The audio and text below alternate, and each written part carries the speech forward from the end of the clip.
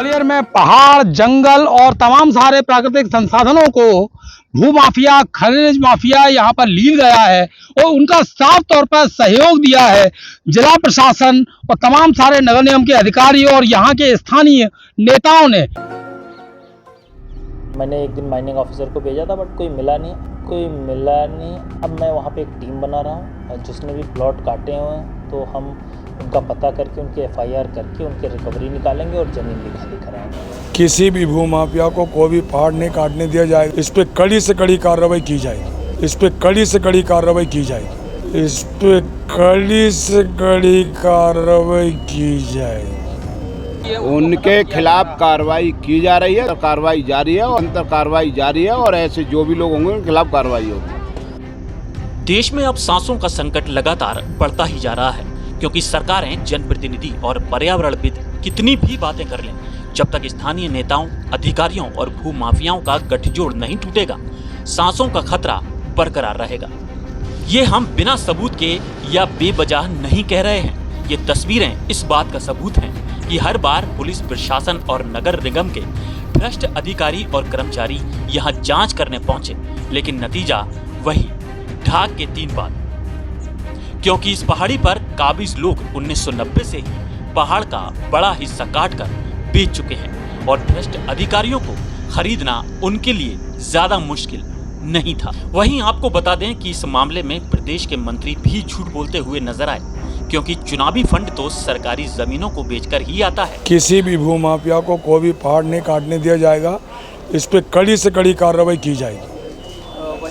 बहोड़ापुर में भी 108 बीघा का पहाड़ काटकर जो है उस पर प्लॉटिंग कर दी गई है और अहम बात यह है कि लगातार प्रशासन को चेताने के बावजूद भी सिविल की ज़मीन पर, सरकारी ज़मीन पर प्लॉटिंग। मैं इसकी अतिशय की पूरे प्रकरण की समीक्षा करूंगा और जो भी अधिकारी है उसको निर्देशित करूंगा और कड़ी कार्रवाई करें।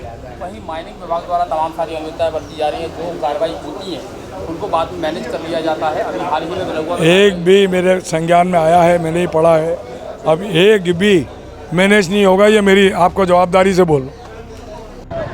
एक और प्रशासन, वन विभाग और नगर निगम पेड़ लगा रहा है, वृक्षारोपण कर रहा है, पौधारोपण कर रहा है।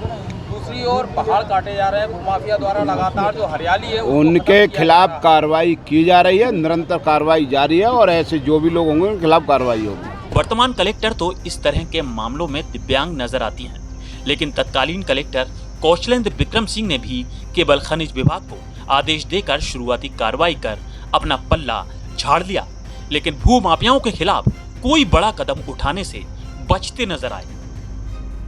माइनिंग ऑफिसर को भेजा था बट कोई मिला नहीं। अब मैं वहाँ पे एक टीम बना रहा हूँ, जिसने भी प्लॉट काटे हुए हैं तो हम उनका पता करके उनके FIR करके उनके रिकवरी निकालेंगे और ज़मीन भी खाली कराएंगे। तो वो मैंने निर्देश माइनिंग अफसर को दे दिए। आज ही नोट शीट पुटअप होकर टीम बन जाएगी। हम भूमाफिया पे FIR कराएंगे और सख्त कार्रवाई करेंगे, उनके घरों को भी तोड़ेंगे।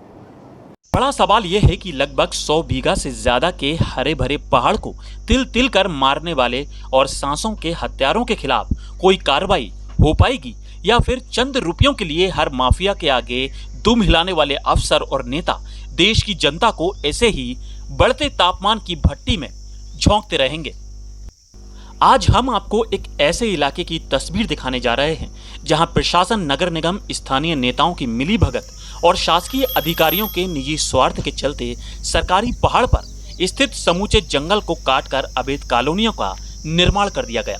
शिकायत करने पर यहां कलेक्टर, कमिश्नर और SP के साथ पूरा प्रशासनिक अमला पहुंचा, लेकिन भूमाफियाओं के राजनीतिक रसूख के आगे सबने घुटने टेक दिए। ग्वालियर में पहाड़, जंगल और तमाम सारे प्राकृतिक संसाधनों को भूमाफिया, खनिज माफिया यहाँ पर लील गया है और उनका साफ तौर पर सहयोग दिया है जिला प्रशासन और तमाम सारे नगर निगम के अधिकारी और यहाँ के स्थानीय नेताओं ने। यहाँ पर आप देख सकते हैं कि ये सबसे बड़ा जो है जंगल है। एक समय पे यहाँ पर मोर भी होते थे, हालांकि वो अब भी हैं। यहाँ पर नीलगाय भी हैं, यहाँ पर खरगोश भी है, तमाम सारे जंगली जानवर इस इलाके में मौजूद है। लेकिन आप यहाँ पर देखेंगे कि किस तरह से पहाड़ों का सीना जो है छलनी किया जा रहा है। आगे जो है पत्थर का पहाड़ है, ये बेशकीमती पत्थर है, सफेद पत्थर जो कि विदेशों में भी जाता है। वहीं ये मुरम का भी पहाड़ है। आप यहाँ पर देखेंगे कि किस तरह से पूरी तरह से मुरम को काट कर एक बड़ी कॉलोनी का जो है निर्माण कर लिया गया है। यहाँ पर अधिकारी भी आते हैं, प्रशासनिक अधिकारी भी आते हैं, नगर निगम के कर्मचारी भी आते हैं और तमाम सारे लोग आकर यहाँ पर अपनी व्यवस्थाएं करके लौट जाते हैं। मेरे साथ तमाम सारे लोग मौजूद हैं, यहाँ पर देखेंगे कि किस तरह से इनकी चिंताएं हैं। इनसे मेरा केवल एक ही सवाल है, क्योंकि यहाँ पर अधिकारी भी आए, नेता भी आए, क्योंकि मंत्री भी यहाँ के हैं, और सबसे अहम बात कि यहाँ पर जो नगर निगम है, जो कि यदि आप एक दीवार अपने मकान के जो आपके खरीदे हुए प्लॉट है उसकी एक दीवार उठाते हैं या वहाँ पर बोरिंग करते हैं, तो तत्काल जो है नगर निगम का अमला आपके पास पहुँच जाता है उसको रोकने के लिए या अपनी व्यवस्थाएं करने के लिए। तो किस तरह देखते हैं, इतनी बड़ी कॉलोनी बस गई, आप यहाँ पर देखेंगे, लेकिन इस कॉलोनी में नगर निगम का, प्रशासनिक अधिकारियों का, RI, पटवारी, तहसीलदार, SDM, ADM और कलेक्टर, इन सबका कितना हिस्सा रहा होगा, क्या लगता है? जब उनका हिस्सा ही नहीं होगा तो फिर कैसे नहीं। अभी अपन किसी कॉलोनी में रजिस्ट्री करा करके नगर निगम की, फिर भी नगर निगम वाले पहुंच जाते हैं, भाई आपने परमिशन लिया नगर निगम से, ना तो बोरिंग करने देते हैं, ना हमें मकान की नींव भरने देते हैं, बोलते हैं अपन पहले नगर निगम से परमिशन कराइए उसके बाद अपना मकान बनाइए। जब रजिस्टर्ड कॉलोनियों में नगर निगम का वहाँ पे पहुंचकर बोलवाला रहता है, यहाँ तो ये अवैध बिल्कुल ही आप सबको दिख रहा है कि पुराना ये बाड़ी थी जो कि सबको पता है, सिटी से बिल्कुल लगी हुई। आज की डेट में पहाड़ी नाम मात्र को रह गई है, सारी भूमाफियाओं ने काट करके अपने मकान बना लिए हैं। ना तो यहाँ नगर निगम आता है, ना यहाँ पटवारी आते हैं, अपना हिस्सा लेकर के तुरंत चले जाते हैं, किसी से कुछ बोलते नहीं है।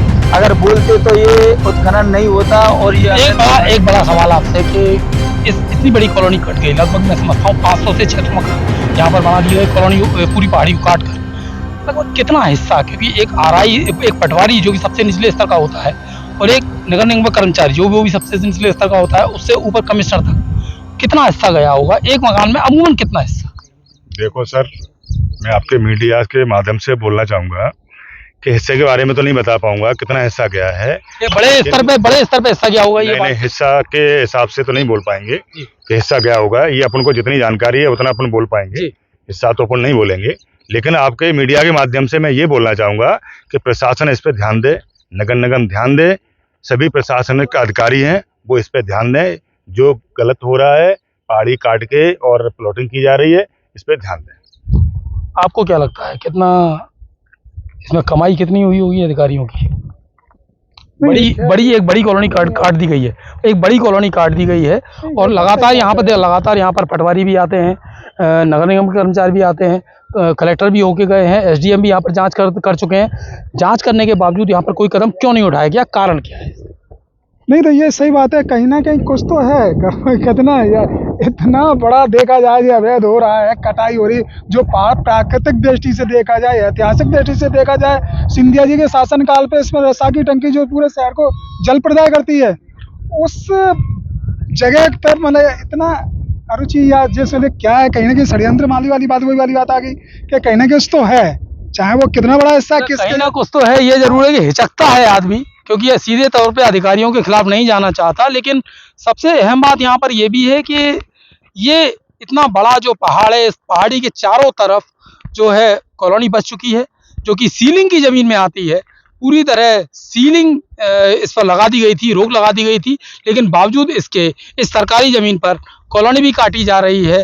भूमाफिया यहाँ से पत्थर का अवैध उत्खनन भी कर रहे हैं, मुरम का उत्खनन भी हो रहा है।